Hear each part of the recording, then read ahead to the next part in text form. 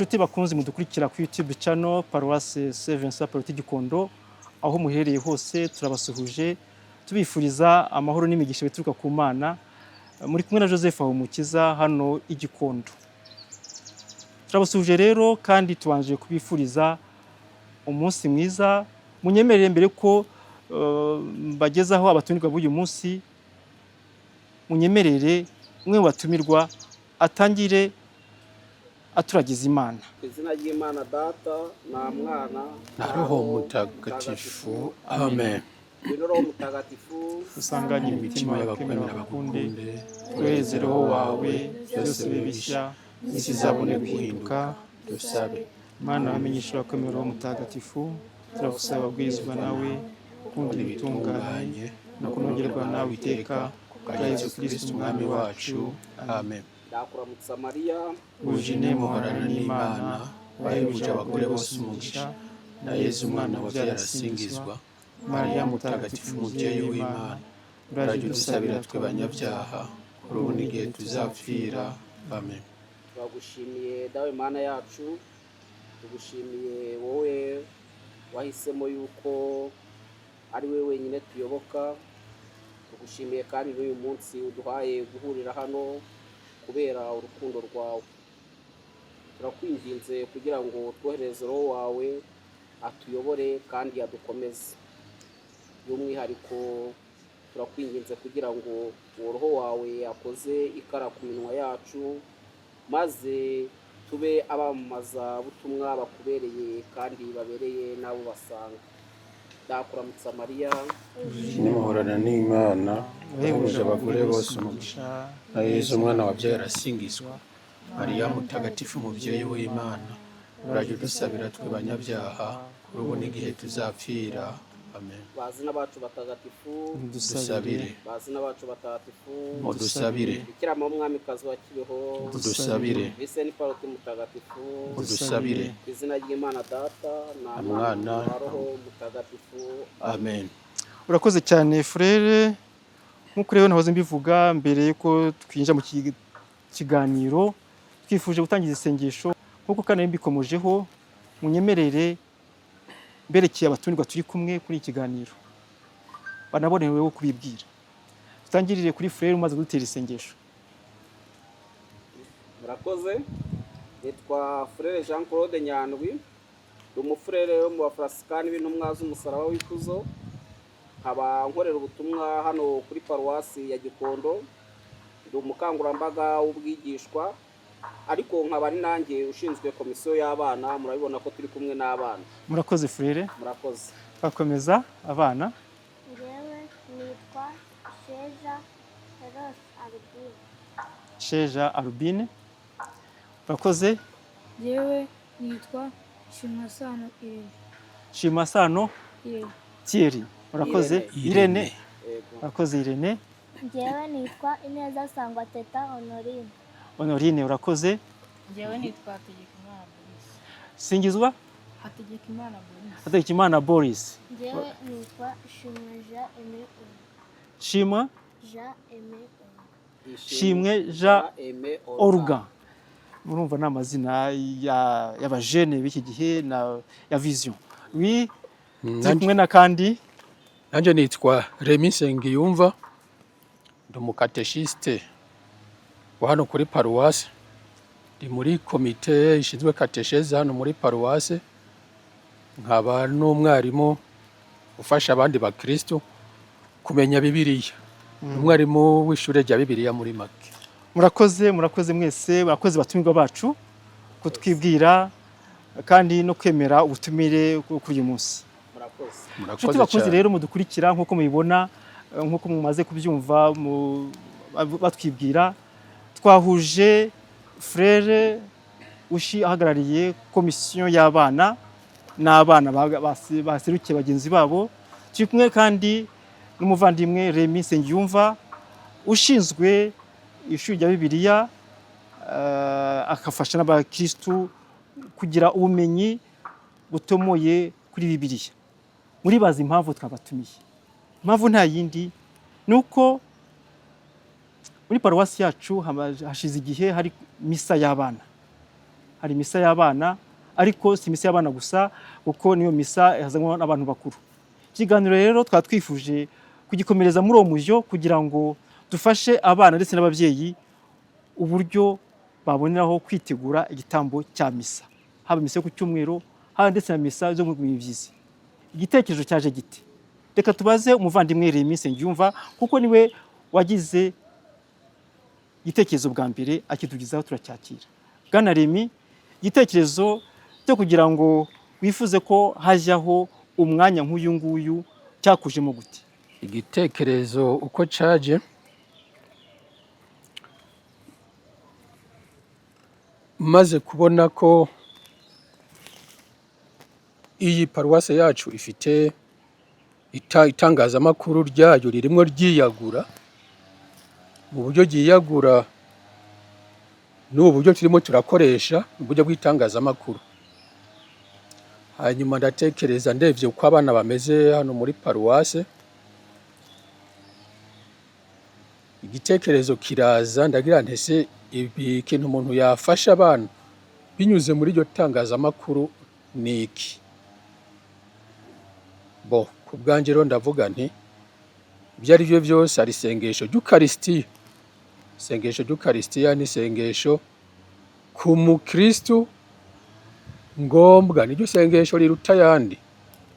Ni isengesho umuntu uwo ari we wese atagomba kwirengagiza, kandi ntabwo ari isengesho ry'abantu bakuru gusa, ni isengesho umwana arerewe mu rugo rw'abakristu agomba gutozwa kuva akivuka, kuva agihabwa batisimu, niko nabivuga. Noneho nkareba hano muri paruwase hasanzwe hari misa y'abana ku cyumweru, ariko iyo misa abana bayumva bate? Abenshi muri iyo misa ubona sinzi yuko ari kubyirwa n'abantu bakuru nabo baza muri iyo misa, ariko ahanini usanga abana bisohokera bakajya kwirukanka hanze, bakibera mu dukino, bakazana za shikarete bakarira mu kiliziya, bakazana amandazi, bakazana amaji. Ivyo byose ukabona abana hari icyo babura muri ya migenzo myiza ya gikristo. Kugira ngo ibyo ari byo byose abana nabo bagomba gutozwa kumenya gutega amatwi ijambo ry'Imana. Agira nti ese habayeho igihe abana bashirwa hamwe imbere y'ukwizihiza igitambo cy'Ukarisitiya cyo ku cyumweru, hakaba habayeho igihe cyo kuzirikana amasomo matagatifu, kuzirikanisha abana binyuze mu itangazamakuru. Ntabwo ari ukuzirikanisha abana gusa, n'abakuru bahita baboneraho. Abakristo ni bangahe baza mu misa babanje kuzirikana ku masomo matagatifu? Akenshi turavyuka tugakaraba vuba vuba tukambara, hanyuma tukiruka tukajya mu misa. Ugasanga ntitwabanje kubitekerezaho. Uko kutabitekerezaho bwa mbere bikanatuzanira yuko tugera mu kiliziya tukanarangara, na ya masomo ugasanga aranaducanze. Tujya tubibona iyo umupadiri arimo asomera misa abana, ubona ko n'abakuru nabo bateze amatwi, kandi ubona yuko ibisubizo abana batanga byo cyangwa bitari byo, n'uwabishyira mu bakuru wasanga hari bigenda bibayobera. Uwo mwanya rero ugenewe abana, navuze ntiwagenera rero abana ako kanya, wasanga twese birimo bidufasha. Kandi abo bana abo tuba twicaranye nk'uko biri muri uyu mwanya, n'abandi bazatubona bari mu ngo zabo, nabo bizabafasha, bifashe kandi n'abantu bakuru. Urakoze Bwana Remy, urakoze Bwana Remy kutugezaho amavu n'amavuko y'igitekerezo mwagize kugira ngo tushyireho hamwe urubuga rw'abana rubafasha gutegura neza umunsi w'icyumweru ndetse n'igitambo cya misa cyo wise isengesho ry'Ukarisitiya. Nk'uko mu Kinyarwanda bajya bivuga rero ngo impamba y'umwana iramera n'umubyeyi. Ubwo rero akenshi babyeyi mudukurikira, uyu mwanya twahariye abana namwe urabareba kugira ngo dufatanye twese kwitegura igitambo cya misa.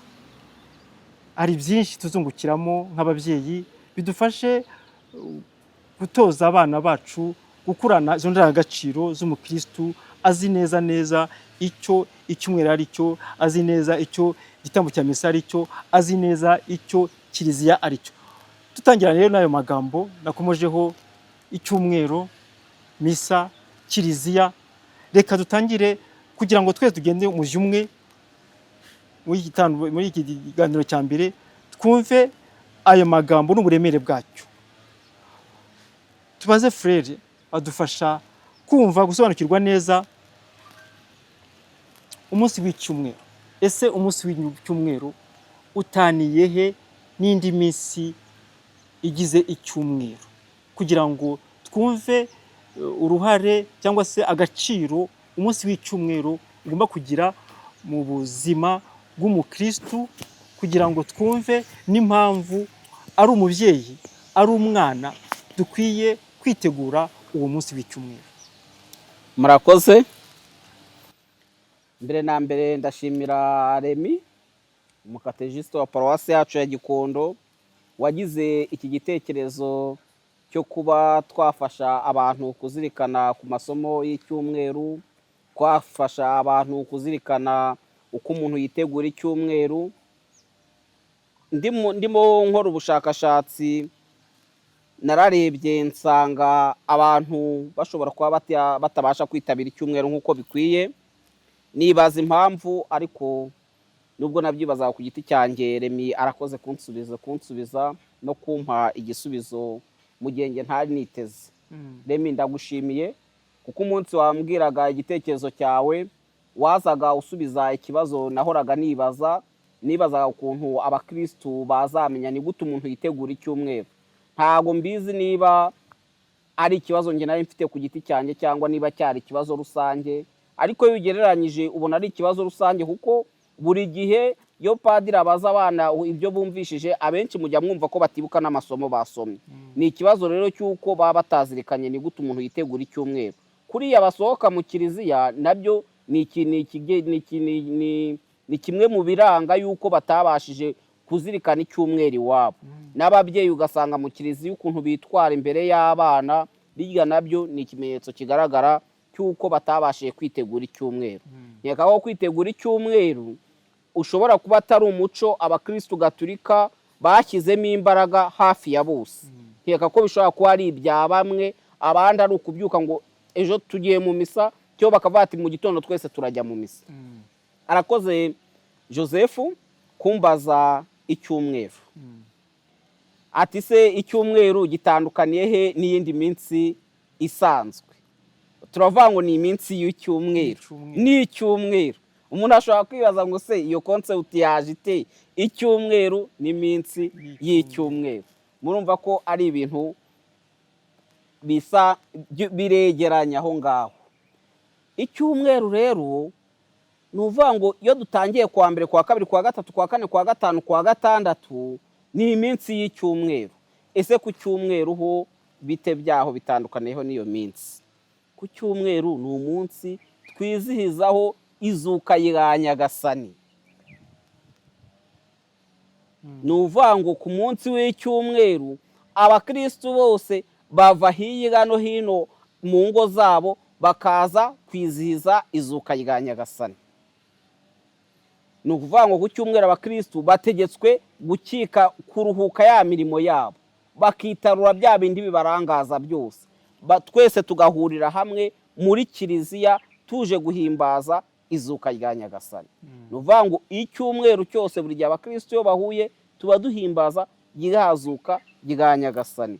Yezu wadupfiriye, Yezu yarapfuye arazuka. Ku cyumweru rero tuba tuje guhimbaza muri iyo liturujia y'uwo munsi izuka rya Nyagasani. Mu yindi minsi yo muri mu misa turasoma isomo rimwe n'ivanjiri, iminota mike ya misa, isaha tukaba turataye. Ariko ku cyumweru mubona ko dufata umwanya, ni umwanya abakristu biyambura bya bindi byose bari barimo bibarangaje, bakaza kwizihiza izuka ry'umwami wabo, ry'umwami wacu Yezu Kristo. Yezu yaradupfiriye kubera urukundo rwe, maze ku munsi wa karindwi, ku wa mbere w'isabato, turabisoma twe turabyumva, ku wa mbere w'isabato aricyo cyumweru cyacu, tukiziza iryo zuka ry'umwami wacu Yezu Kristo. Urakoze frere, nagira ngo umuvandimwe Remi nawe akomeze muri uwo mujyo, ariko noneho abijyanye yifashishije igitabo cy'intangiriro, ngira ngo naho yadufasha gusobanukirwa n'agaciro k'umunsi w'icyumweru. Mu gitabo cy'intangiriro Imana yitangira kurema. Umuntu yifashishije igitabo cy'intangiriro cyo muri Bibiliya, Imana yaremye byose. Ku wa mbere yararemye, ku wa kabiri yararemye, ku wa gatatu yararemye, ku wa kane, ku wa gatanu, ku wa gatandatu. Icyo gitabo cy'intangiriro gisomye ugenda ubona ku wa mbere yaremye iki, sibyo ngiye gusubiramo nge, ariko tugire niyo nyota yo kuhita tunabisoma. Yararemye, maze kurema iyo minsi 6, ku cyumweru, ku munsi wa karindwi iraruhuka. Urwo n'urugero rw'uko Imana mu kurema yabwiye umuntu kujya mu mirimo imuha umugisha. Tubibona muri kiriya gitabo nyene, imubwira kororoka, ariko yahita yongera imubwira ngo tegeka isi. Gutegeka isi ni kwa kujya mu mirimo. Iyo mirimo rero tugomba kuyikora nkayo, ku wa mbere, ku wa kabiri, ku wa gatatu, ku wa kane, ku wa gatanu, ku wa gatandatu. Iyo mirimo rero ntigomba kuduherana.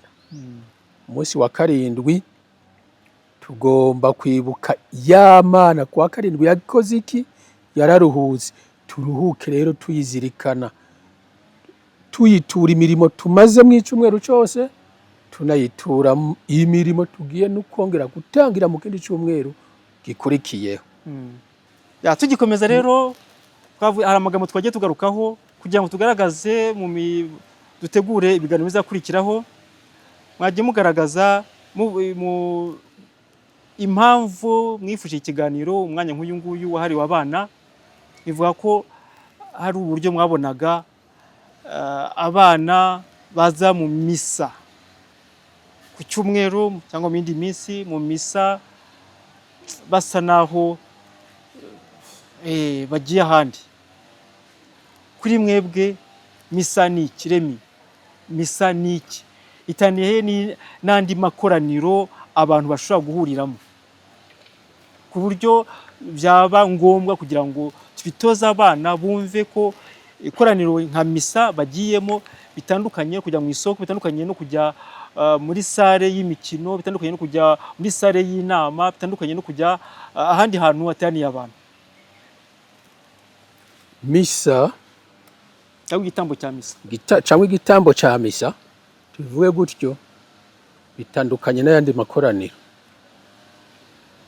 Nuko dukunze kubyitiranya, ugasanga abantu baravuga ngo twebwe ngo muri Kiliziya Katolika ngo ntibigisha, ngo bakavuga ibintu byinshi iyo bagenda bareba abandi uko babigenza.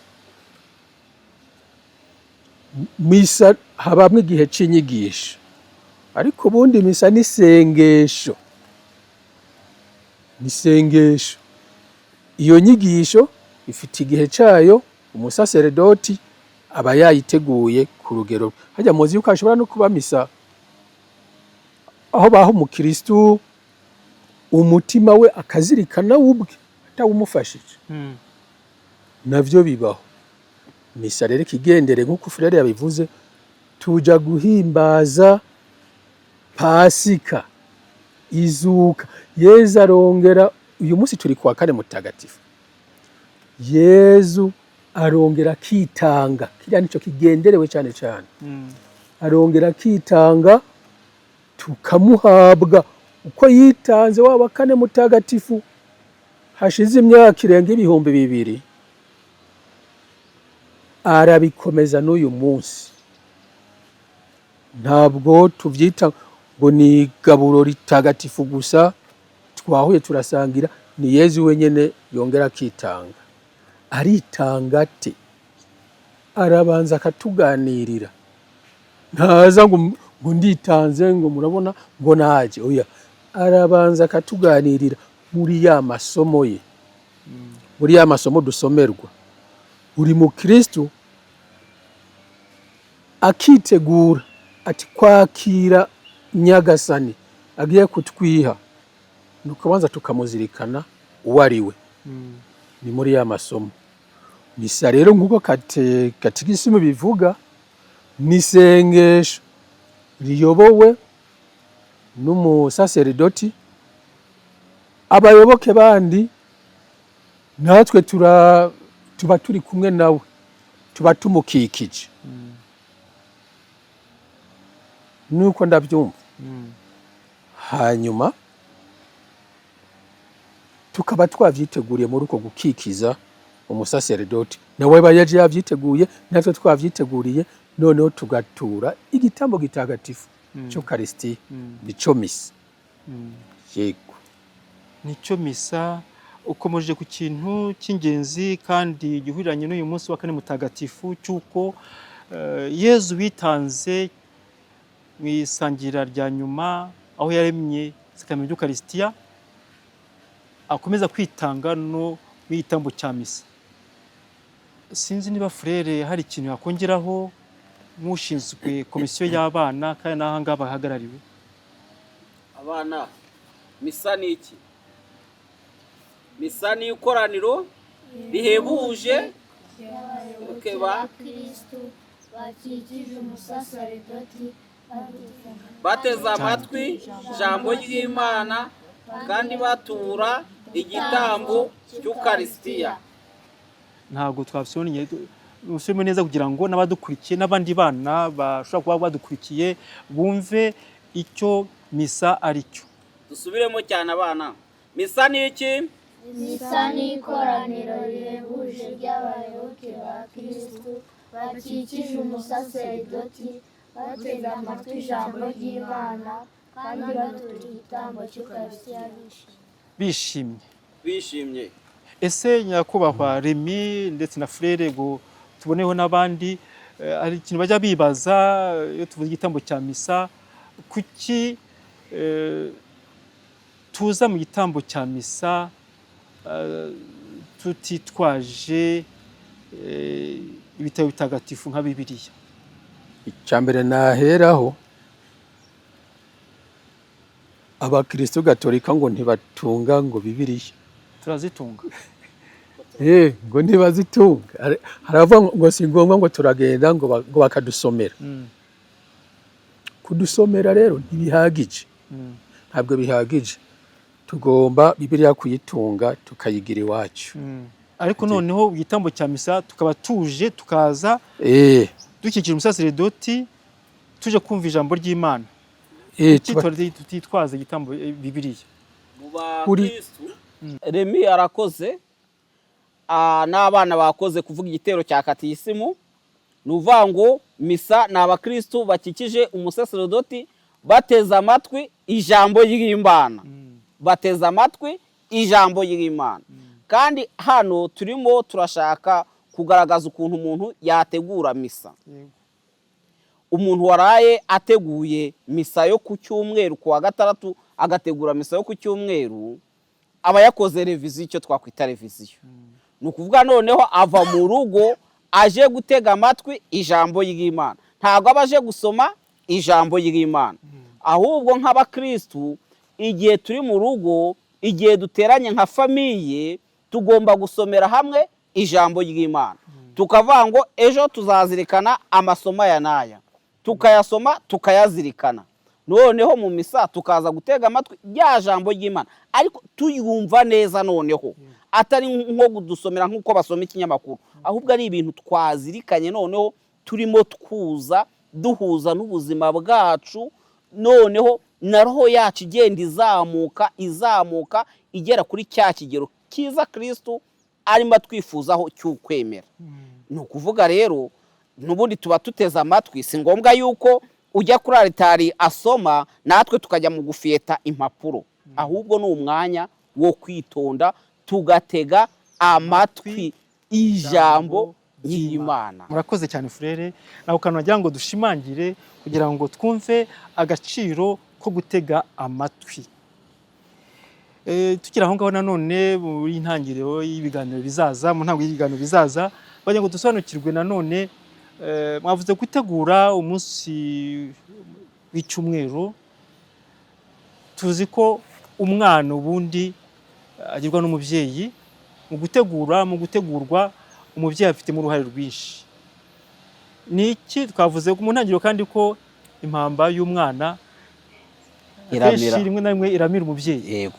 Ni gute umubyeyi rero ahangaha mu gutegura umwana yafasha umwana gutegura neza igitambo cya misa cyo ku cyumweru, mukurikije ubunararibonye mufite cyangwa se inama mwumva mwaha ababyeyi kugira ngo abana banyu nka komisiyo y'abana mujye mwishimira ko abana baje kuri iki gitambo cya misa biteguye? Ni iki mwasaba ababyeyi?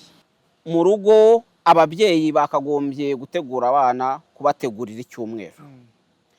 Ese ni gute umubyeyi yategurira umwana ku cyumweru? Ese ni ibiki umubyeyi yagahaye umwana amutegurira icyumweru? Iyo ababyeyi bateguye neza abana ku cyumweru, abana baza mu misa bumva bafite amatsiko yo kumva no gutega amatwi ndetse no kubona ibyo babwiwe mu rugo. Ni ukuvuga ntabwo umwana yaza mu misa adafite imyenda ifuze.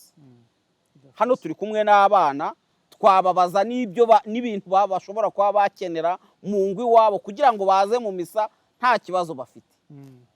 Abana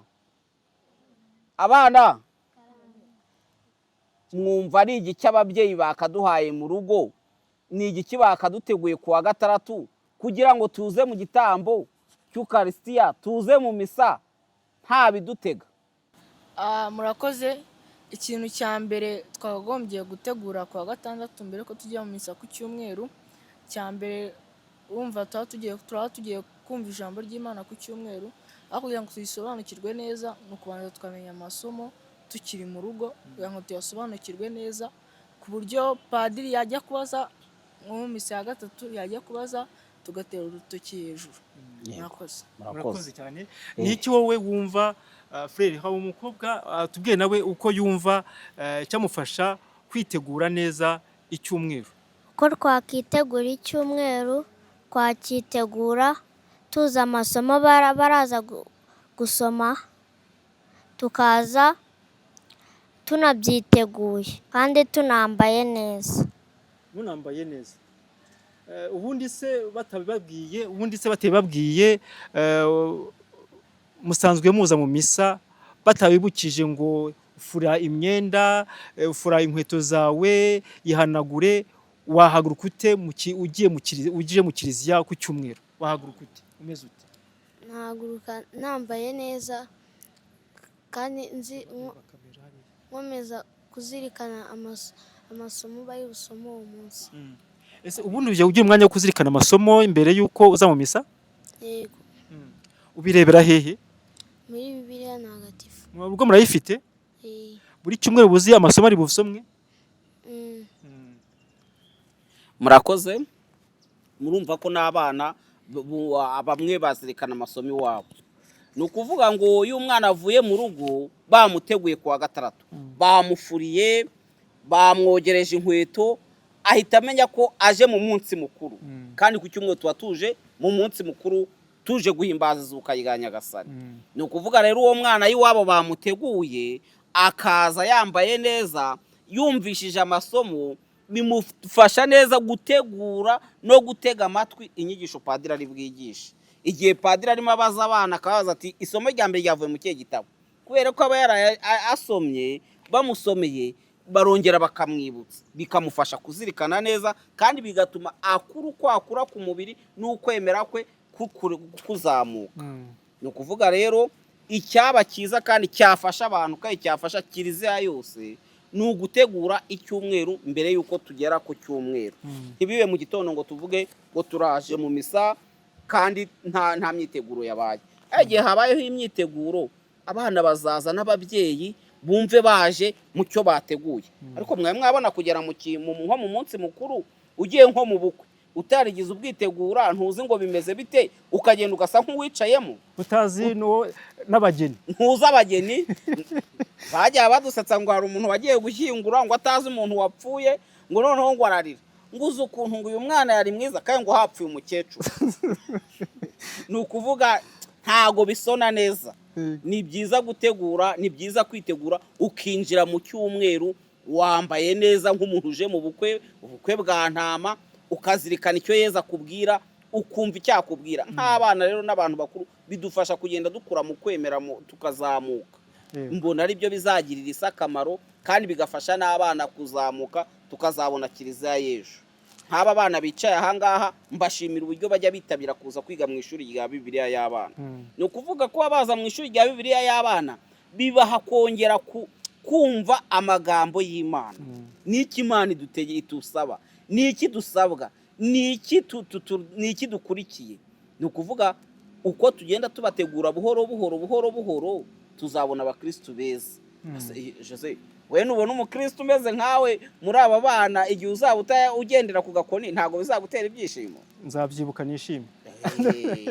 Murakoze. Murakoze rero nshuti bakunzi dukurikiye, dushimiye cyane abatumirwa bacu, dushimiye ku buryo bwihariye Bwana Remy Nsengiyumva wagize igitekerezo cyo kugira ngo dushyireho urubuga rw'abana rubafasha kujya bategura neza igitambo cya misa, haba iyo ku cyumweru ndetse no mu bindi mibyizi, no kumva agaciro icyumweru gifite, umunsi w'icyumweru ufite, mu minsi y'icyumweru igize icyumweru, ndetse no kumva agaciro igitambo cya misa gifite.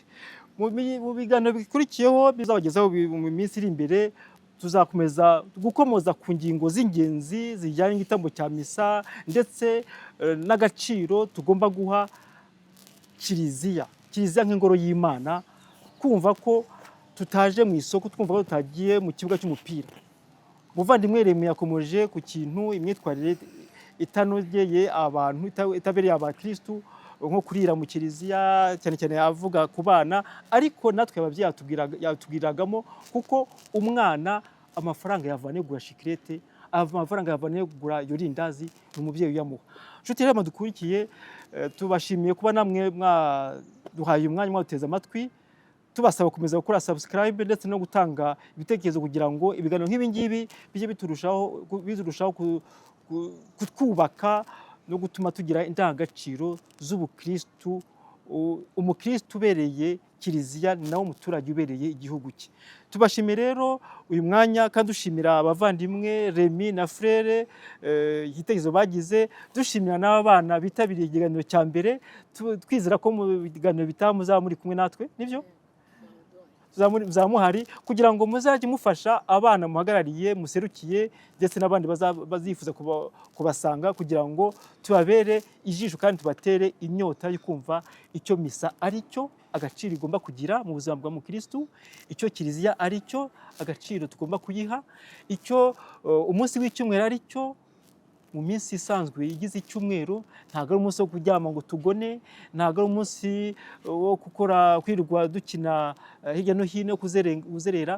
Ni umunsi Imana yafashe irawutagatifu, ati ndaruhutse. Natwe rero bakristo bavandimwe badukurikiraga, twumve ako gaciro kiliziya ifite, twumva agaciro umunsi w'icyumweru ifite, kugira ngo bidufasha kwitagatifuza dutegura umunsi w'icyumweru.